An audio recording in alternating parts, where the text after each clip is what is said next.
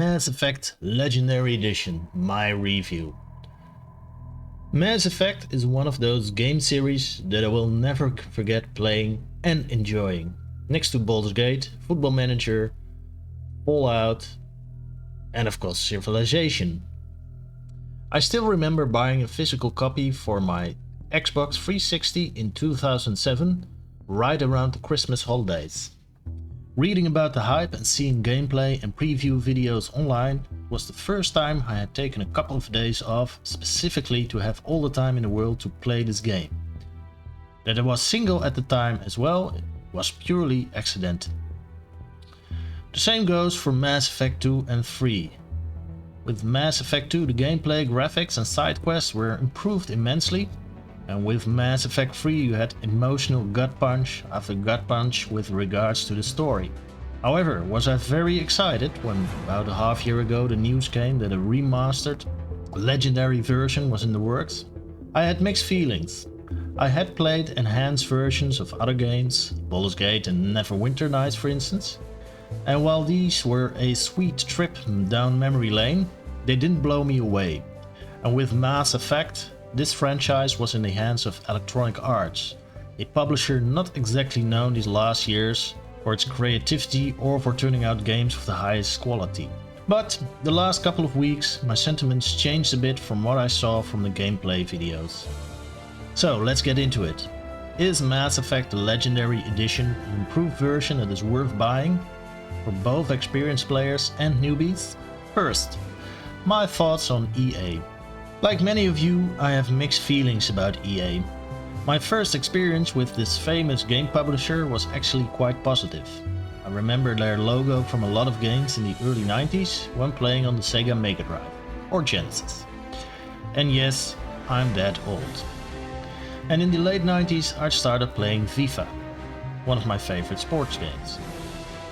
But later on, when EA acquired studio after studio, for instance Westwood, Maxis and my favorite Bioware, my thoughts changed somewhat. It wasn't so much that these studios now turned out awful games. Titles such as SimCity, Dragon Age Inquisitor and the much maligned Mass Effect Andromeda, while each plagued with their own problems, were still pretty decent. But they lacked the soul and brilliance of their predecessors. Still, I decided to give them one more chance, since Mass Effect is a favorite of mine. Let's see if they finally delivered. Story. If you're an experienced player, the story of Mass Effect will be quite familiar. For those newbies, here's the gist of it, without too many spoilers. Mass Effect is a space opera that takes place in the 23rd century. For only a generation, humanity has made contact with intelligent alien cultures. After a short war against the Turians, called the First Contact War, was offered a place amongst the other spacefaring races in the known galaxy. Mostly because humans have a talent for warfare. You play as a battle-hardened soldier called either John Shepard, when you play as the default male, or Jane Shepard when you choose the default female version, also called FemShep amongst the fans. In Mass Effect 1 you get offered to become a Spectre, a commando slash secret agent slash peace officer all in one, whose job it is to keep the galaxy safe, with whatever means you deem fit. In your audition mission, you encounter an aggressive and long-lost race of machines called the Geth, who are led by a fellow Spectre called Saren. Saren is a traitor, and in the game it's your job to find and stop him and his Geth army. During this mission, you find out quite early, so this is no spoiler, Saren is actually working for an even older, mysterious race of machines called the Reapers. Apparently the Reapers were responsible for a terrible genocide 50,000 years ago. In Mass Effect 2, a lot of human colonies are being attacked by a race called the Collectors. The human inhabitants are being abducted, never seen again. This time you need to gather a team of specialists, mercenaries, to find and fight these collectors. And finally, in Mass Effect 3, the much feared Reapers arrive, attacking Earth first. In order to survive you need to unite every known race in the galaxy and fight like hell. Every game in the Mass Effect series has its own feeling and pace.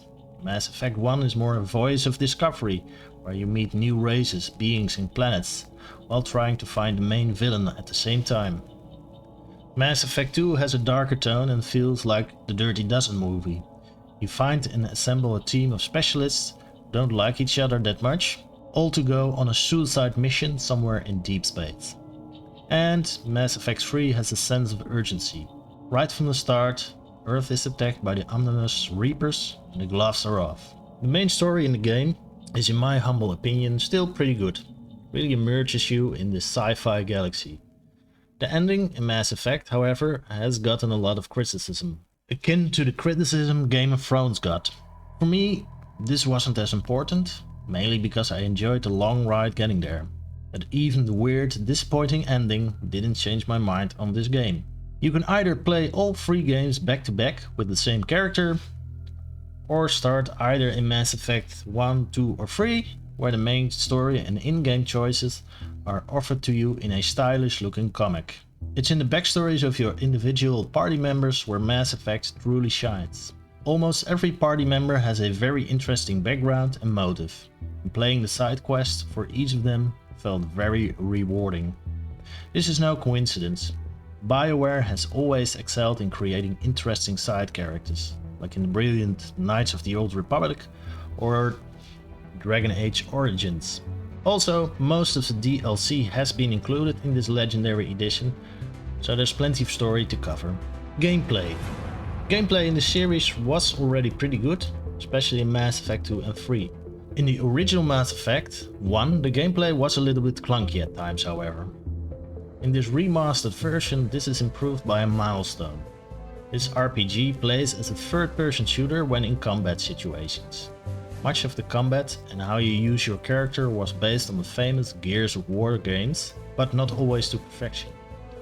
Luckily now you get offered a far superior experience.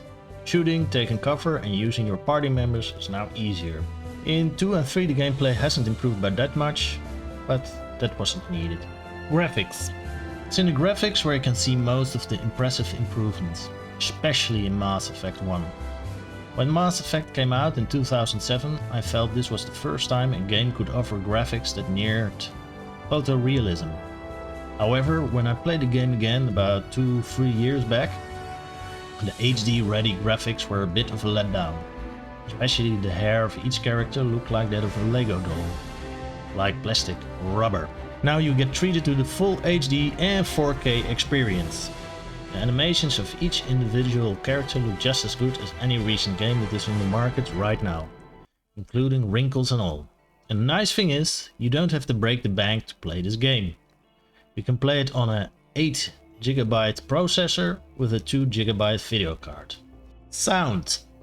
This is where the game enticed me the most right from the start. Both in the old and new version, the soundtrack, sound effects and voice acting is top notch. Soundtrack is an excellent, moody synthwave symphony, reminiscent of 80s movie soundtracks. Every line of dialogue is spoken by, for instance, famous actor Martin Sheen and the excellent Jennifer Beal, among others.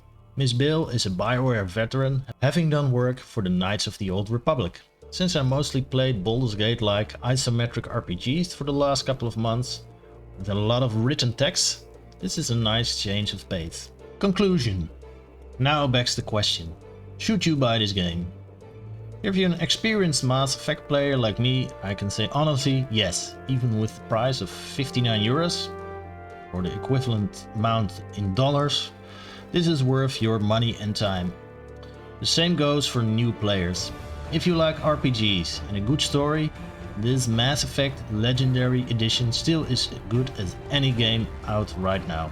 The improved graphics and gameplay really make it worth your time. I honestly must give EA the compliments for turning out a quality product that finally has the gamer at heart. I give this remastered version a 9 out of 10. The only drawback or slight piece of criticism I can think of right now is that you automatically need to install EA's Origin gaming platform when playing on PC, even when you buy it on Steam. A minor inconvenience. Mass Effect Legendary Edition is available on PC, PS4, PS5, Xbox One S and X since May the 14th.